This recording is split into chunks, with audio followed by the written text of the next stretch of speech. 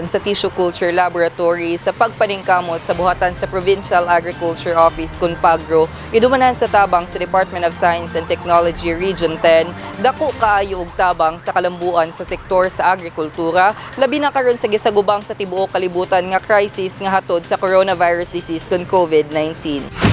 Tuig na kapin gikan gibuksan ang Tissue Culture Laboratory niadtong Marso 2019 nga nahimutang sa lungsod sa Subbong-Kugon ning lalawigan. Kay nalantaw sa pamunuan ni Governor Bambi Emano nga hatagan ug pagtagad ang panginahanglan sa katawhan sa Misamis Oriental pinaagi sa katukuran ning maong pasilidad. Matod ni PAGRO Head Mr. Apollo nga gawas sa benepisyo sa pagkaon nga mahatag niini, mamahimo sab nga maka-generate og income ang probinsya pinaagi sa pagtanom sa mga high market value nga mga produkto. Ug labaw sa tanan ang mahatag sa PAGRO nga suporta sa mga mag-uuma kinsa maoy prioridad nila nga tabangan.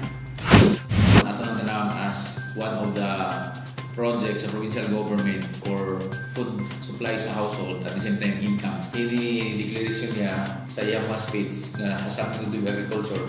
Kinahanglan naman na ma-operationalize kaya iyaman ang promise na ito sa constituents. Para sa amo, that's something marching order for us.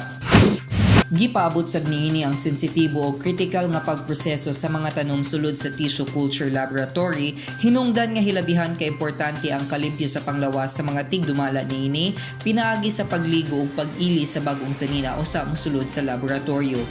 Gani gibawal sab ang mga butang sama sa singsing, relo, cellphone o bisan pag-apply sa makeup sa sulod. So kada adlaw dito ang sulod, maligo siya, magilis. Lahiyang sa nila, pagsulod, walay make-up, walay sing-sing, walay relo, walay cellphone. Naibalo mi o naisugod ko na Misor, kaya na isa ng break sa protocol. Kaya nga na-critical ito, munang dili kami sa pabisita. Gumika niini gikinahanglan ng striktong pagpatuman sa mga polisiya o pag-obserba sa tukmang disiplina sulod sa pasilidad aron malikayan ang kontaminasyon sa bisan unsang klase sa virus o bakterya nga mahimong babag sa himsog nga pagtubo sa mga tanom. Grabe ang iyang protocol, kaya once na yung kasulod contaminant sa contaminant yung mga agriculture, dapat na ang isa ka cycle ng mga 15,000 to 25,000 kasulod. Once na ay makontaminate isa, pas kaya na kayo hangin man. Sa kasamtangan adunay duha ka klase sa saging, lakatan ug sab-a, aduna sab makapuno gamit ang proseso sa somatic embryogenesis nga gitutukan pag-ayo sa tigdumala karon sa pasilidad kay tungod taas kini og market value. Makadistribute mo sa daog banana nga lakatan o sab-a kay mo sa na ay demand sa karon sa market. At the same time, pwede sa alternative source ng pagkaon. Karon ay mga research na gawa nga sa medicinal value sa coconut, hindi mga coconut na dako nga future for coconut industry.